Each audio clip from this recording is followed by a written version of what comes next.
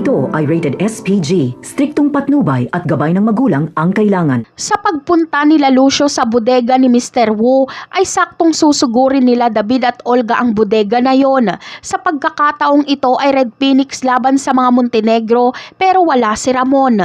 Dahil wala si Ramon ay iniisip talaga ng Red Phoenix na patay na nga si Ramon. Habang sila Lucio naman ay kasama si Santino at tataka sa bakbakan pero maiipit si Santino ni David. Ganun pa man ay maitatago ni Santino ang kanyang sarili kaya hindi siya makikilala ni David. Pero ikakagulat ni Santino dahil makikita niya si David at ito ang makikipagbakbakan sa kanila at nasa hanay ito ng mga Montenegro. Makakataka si Santino kasama ang mga batang tondo. Magdadalawang isip si Santino kung isusumbong niya ba kay Rigor si David o hindi. Alam niya kasing hindi siya paniniwalaan nito. Sa ibang eksena naman ay plano ni Lena ang lahat.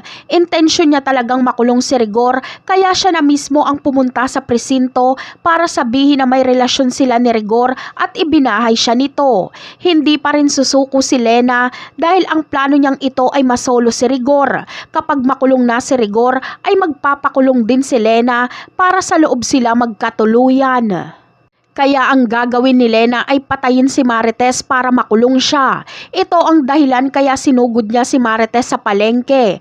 Pero kay Marites papanig ang sitwasyon dahil mukhang si Lena ang mamamatay dahil nalaglag siya sa hagdan.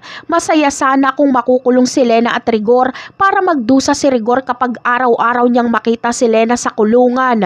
Habang si Lena naman ay masaya dahil solo niya na si Rigor. Abangan na lang natin kung mabubuhay pa itong si Lena. Bye!